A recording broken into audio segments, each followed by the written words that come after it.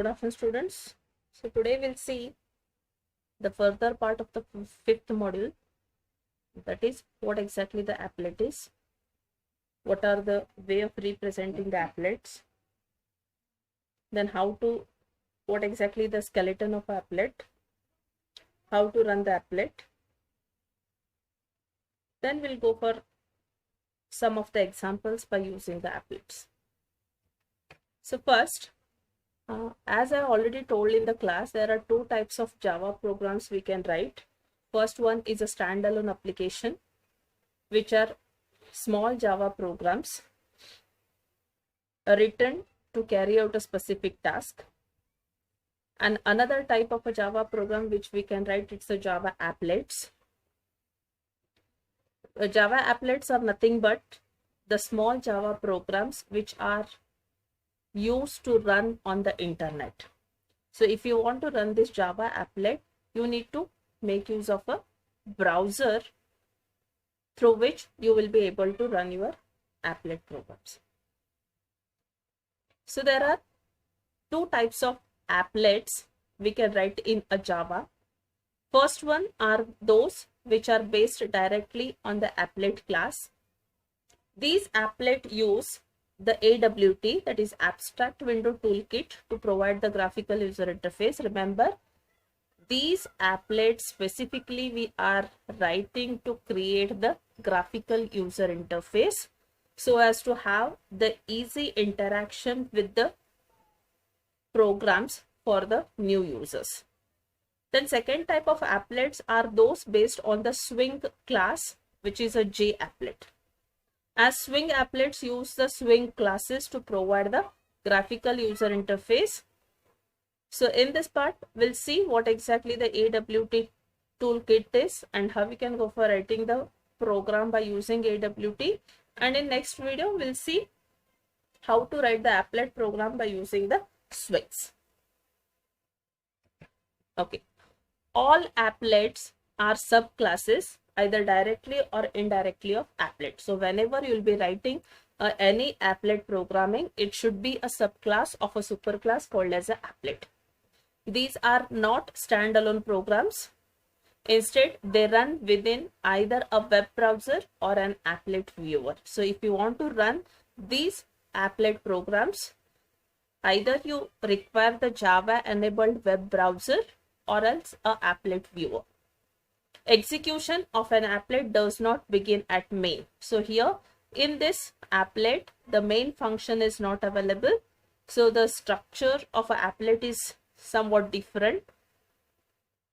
Instead, execution of an applet is started and controlled within an entirely different mechanism. To use an applet, it is specified in an HTML file. One way to do this by using the applet tag. So whenever you want to run this applet program, there are two files you need to create. One is a Java file which consists of the methods which are available in applet class. Another is a HTML file in which we need to include this code, that is applet code is equal to, in double quotation you have to specify the class file of the applet program. Then you have to specify the width of the window and height of the applet window. Then you have to end that applet. So this code you need to include within a HTML file, as a HTML file will have an extension .html. So you need to save this file with a .html. Then when you run the applet, you need to run this HTML file, which in turn is going to call your Java class file. Then an applet skeleton. All but the most trivial applets override a set of methods that provides the basic mechanism by which the browser or an applet viewer interfaces to the applet and control its execution. So as I told, whatever the applet program you create, it should be the subclass of a superclass called as an applet, which includes some methods. Out of that, 4 methods are init, start, stop, and destroy. Apply to all applets and are defined by the applet. So this AWT based applet will also override the paint method, which is defined by the AWT component class. So when you want to display some message or some data onto the applet window, then what the message you want to display, that you have to write it within this paint method. This method is called when the applet's output must be redisplayed.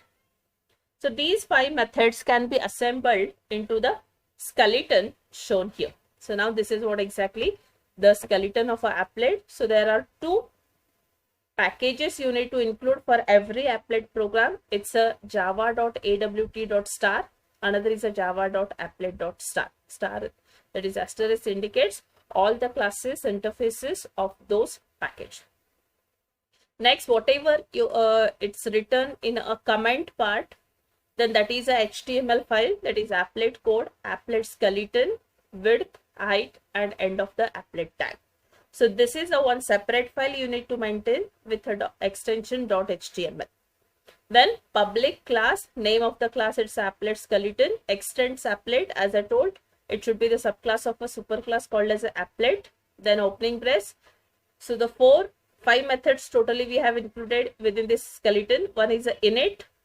Init is nothing but whatever the initialization part you want to do it to the applet window, that you can do it here. For example, setting the background color, setting the foreground color, adding some interfaces so as to receive the notification, that all part we need to include over in this init method. Then after the init method, the next method which is going to call, it's a start. That is start or resume the execution.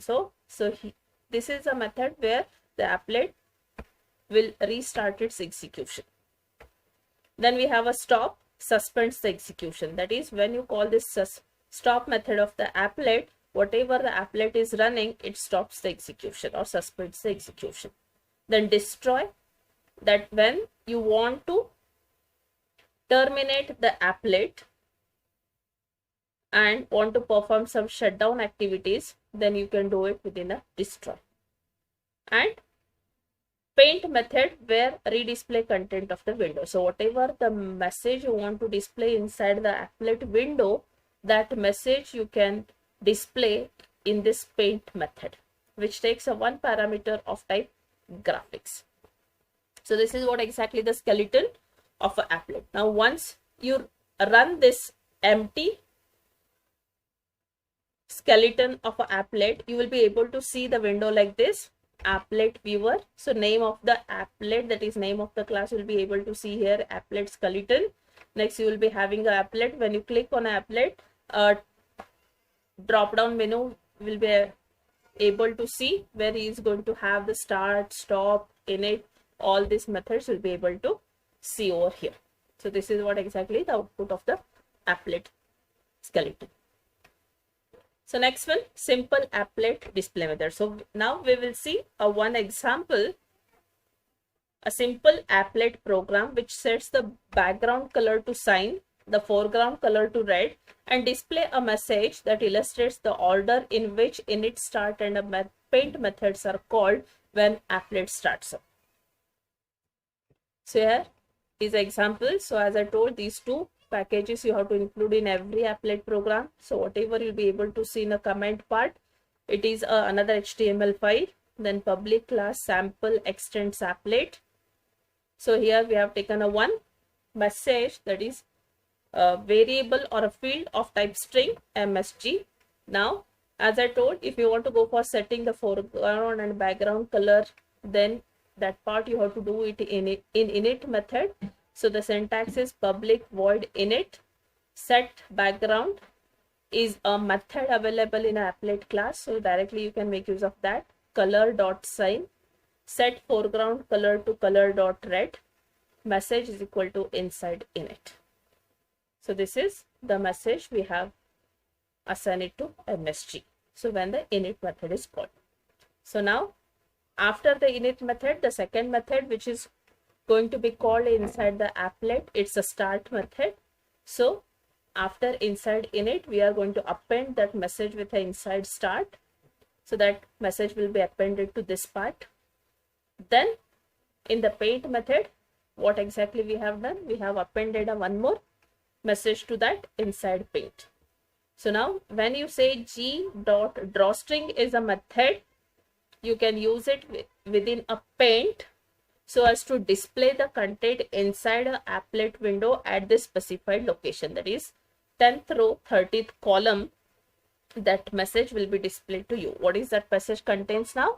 Inside init, inside start, inside paint. We have just appended, so plus is equal to is nothing but join the two strings, concatenation.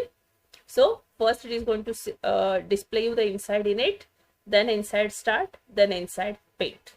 So now if you see the output of this program, it is going to see like this one. So the background color will be set to sign.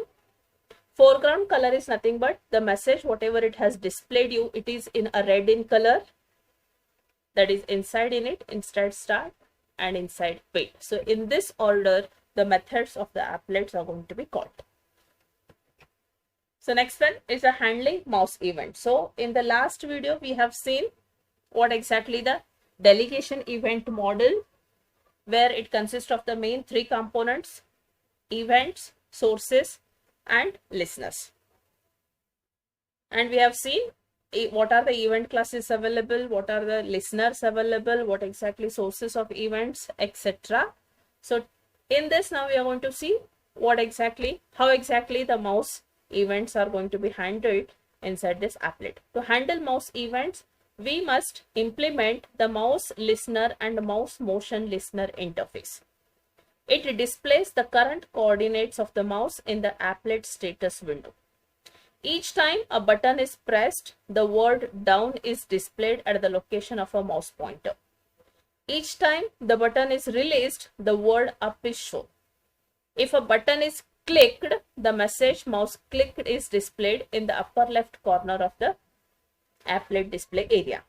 As the mouse enters or exits the applet window, a message is displayed in the upper left corner of the applet display area. So here first we'll see what exactly that program is. Here the program is demonstrate the mouse event handlers. So here we have included three packages. One is a java.awt, java.awt.event is another packet you have to include when you want to go for event handling, and java.applet. So whatever, this is a HTML file. So the name of the class is a mouse events, extends applet, implements. Now as the one component of a delegation event model is a listener, so you have to implement those interfaces. So implements mouse listener, mouse motion listener. Then it has taken the three fields. One is a message of type string and the two of type integer, that is x and y coordinate of the mouse. Then we have its a init method. So in the init method, what we have to do, you have to inform to the source regarding that it want to listen, it want to receive the notification about the happening of the event. So that part we have to do it in this init method. Add mouse listener. This is nothing but what? This is nothing but a object. Sorry, this is nothing but a pointer which will point to the current object. And now current object is mouse event. So now to the mouse event class, this pointer is pointing. Next one is a add mouse motion listener. This. So the two types of interfaces we have implemented here. One is a mouse listener, another is a mouse motion listener. So in the mouse listener, we have a methods mouse clicked. So set, that is let the x coordinate be 0, y coordinate be 10, and the message will be mouse clicked. So repaint is a method which is going to clear your applet window, and the latest message what that pointer contains, it is going to display in the applet window.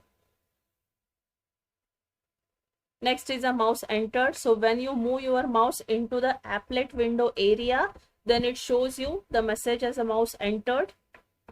So when you take off the mouse pointer from the applet window area, then it is going to show you the message as mouse exited. Then mouse pressed, suppose you have taken a mouse pointer inside a applet window and you have clicked it, then it is going to show you mouse pressed with X and Y coordinates. You can get it by using get X, get Y. So within the applet window where you are exactly the mouse is pointing, so that value, that is X and Y coordinate, you can get it by using this get X, get Y methods. Then suppose once you press it and release it, then a mouse released event occurs. Again, at that time, down message will be displayed to you with the X and Y coordinate values. So these are the methods available in a mouse listener. Then mouse released is there. Mouse released, that is when you release the mouse, it is going to show you the up message. Then this mouse dragged and mouse moved. So these are the two methods available in a mouse motion listener interface. Mouse drag. Suppose if you click the mouse and just go on dragging it, so at that time you'll be able to see the message with a star and showing the status that dragging mouse at so and so coordinate values. Then mouse moved. Suppose you are going to move a mouse, then moving a mouse at so and so particular position. Then paint is a method. It is going to show you the message along with the X and Y coordinate of the mouse. So this is what exactly handling the mouse event. So now if you see the output of this program, you'll be able to see like this one when you run that program. So moving mouse at 146,51, it's a X and a Y coordinate. Down when you will be able to see that down when I click a mouse within this applet window. So when I click it, then you'll be able to see down option. When I release it, you'll be able to see up option. When you click and drag it, you'll be able to see the messages dragging the mouse at so and so coordinates. So next one is handling keyboard events. This is similar to that of the mouse events. So when a key is pressed, a key pressed event is generated. This results in a call to the key pressed event handler. When the key is released, key released event is generated and the key release handler is executed. If a character is generated by the keystroke, then a key typed event is sent and the key type handler is invoked. So now we'll see the example of the keyboard event.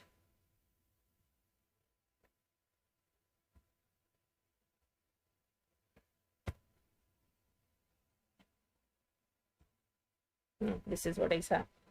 So the name of the class is a simple key extends applet, which is going to implement the key listener.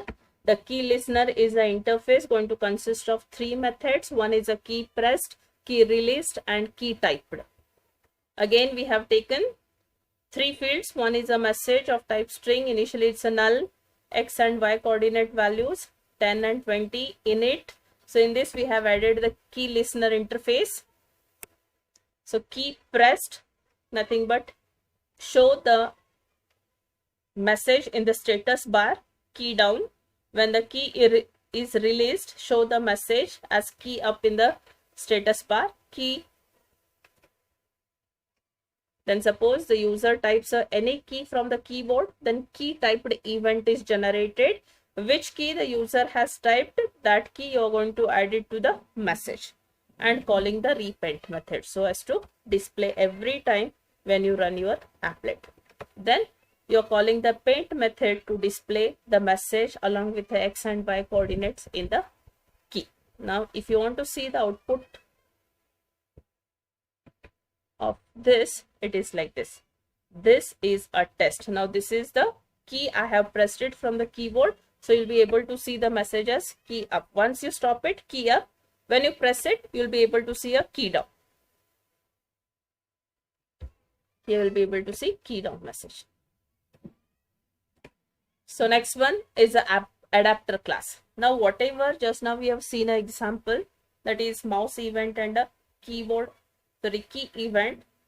So if you have added that interface name, suppose it's a mouse listener which consists of 6 methods, that is mouse clicked, mouse released, then mouse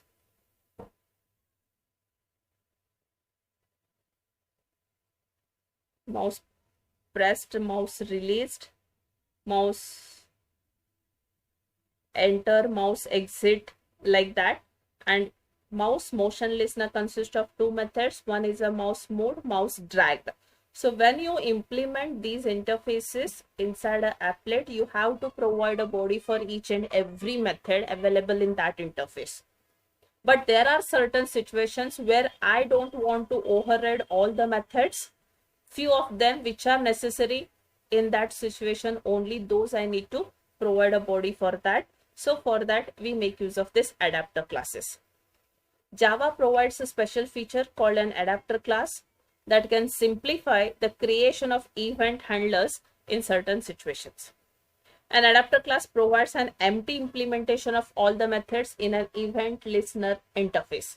So this adapter class is going to provide empty implementation of all the methods which are available in the event listener interface. Adapter classes are useful when you want to receive and process only some of the events that are handled by a particular event listener interface.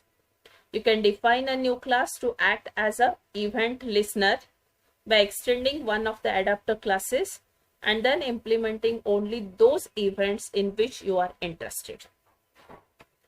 So for example, suppose the mouse motion adapter class has two methods. One is a mouse dragged, another is a mouse mode, which are the methods defined by mouse motion listener interface. If you are interested in only mouse drag event, then you could simply extend mouse motion adapter and override the mouse drag. You need not to override the mouse mode. The empty implementation of mouse mode would handle the mouse motion events for you. So the following list shows the commonly used adapter classes in java.awt.event package and notes the interface that each implements. Adapter class is there, listener interface is there, component adapter, component listener, container adapter, container listener, focus adapter, focus listener, key adapter, key listener, mouse adapter, mouse listener, mouse motion adapter, mouse motion listener, window adapter, window listener. Means for all these types of listeners, these are the adapter classes available. And if you implement these adapter classes, which are the methods available in these interfaces, only interested methods you can override, other you can skip it. So the following example demonstrates an adapter. So in the following example, it displays a message in the status bar of an applet viewer or a browser when the mouse is clicked or dragged. However, all other mouse events are silently ignored. So the program consists of three classes. One is an adapter demo, which extends the applet. Its init method creates an instance of my mouse adapter and registers that object to receive notifications of mouse events. It also creates an instance of a my mouse motion adapter and registers that object to receive notification of mouse motion events. My mouse adapter extends mouse adapter and overrides the mouse clicked method. Other mouse events are silently ignored by the code inherited by the mouse adapter class.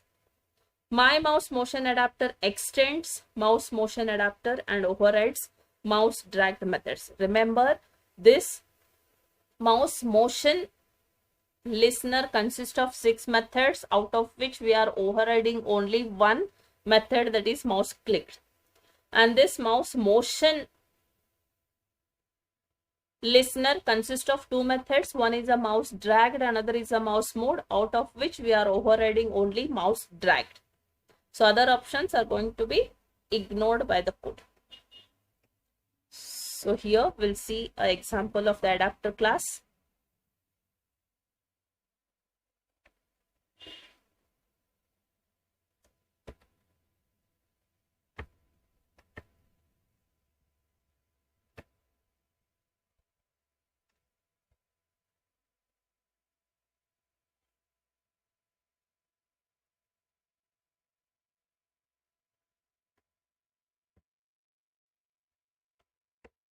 Okay, now you see, as I told, this program consists of three classes. First one is the adapter demo. Next is a my mouse adapter and my mouse motion adapter.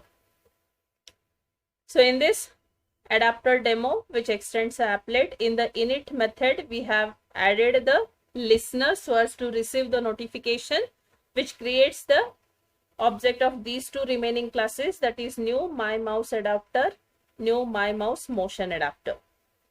So in this my mouse adapter, which extends this mouse adapter, we have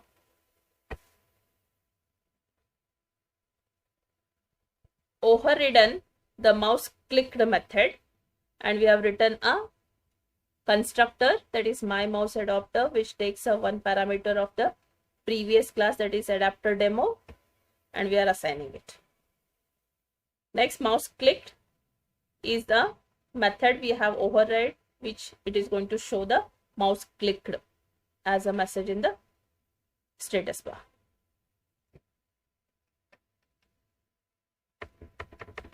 So next one is a my mouse motion adapter, extends the mouse motion adapter.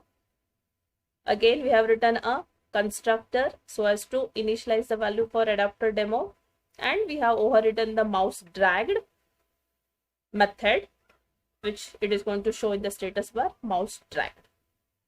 So remaining all, that is five methods of a mouse listener and one method of a mouse motion listener are going to be ignored. They are going to be used the default version.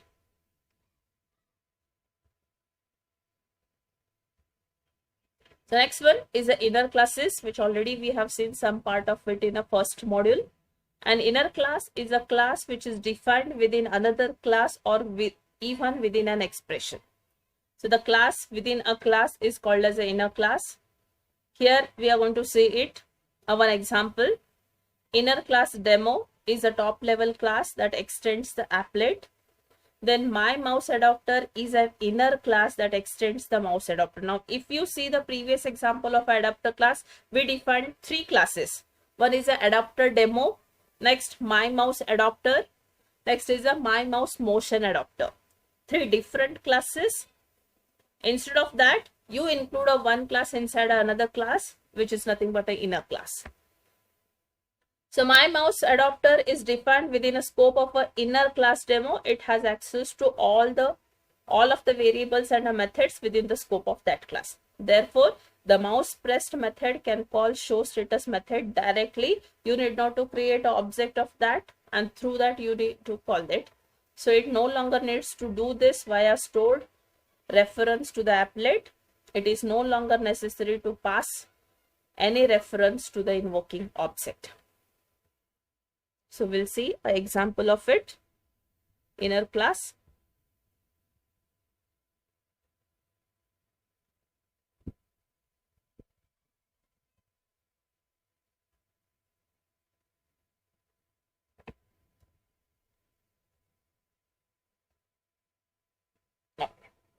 So we have defined an inner class demo which extends the applet. Inside a init method, we have added the listener. We have created the object, and inside the inner class only we have defined my mouse adapter, which extends the mouse adapter, and we have written the mouse press. Now, if you see the way of calling the show status method, we have not used the object of a inner class demo to call this one. Directly, we can make use of these methods without creating the object.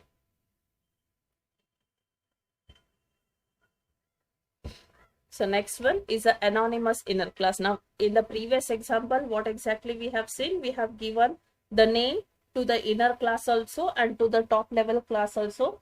So inner class demo is the name of the top level class, and my mouse adapter is the name of the inner class. So here, suppose you don't want to give a name to the inner class and directly want to make use of or override the method, that is also possible, which we call it as a anonymous inner class. Anonymous inner class is a one that is not assigned a name. While creation of object, you need not to specify the name of that class. You can directly use that class name. That is top level class name is anonymous inner class demo. So we'll see an example. You will come to know now. Suppose public class anonymous inner class demo. It's the name of the top level class which extends the applet. In the init method, now if you see, we have added add mouse listener, new mouse adapter. It's a name of the inner class. Sorry, we have not given a name of to this one directly. It's a curly brace. Override the method, then complete that with this syntax and like this. Now if you see, we have not given the name as a my mouse adapter, which we had given in a previous example. So this is what the example of a inner class. This is what about today's video of the on applets, how to make use of. So in the next class, we'll see how we can make use of swing classes to create the applets.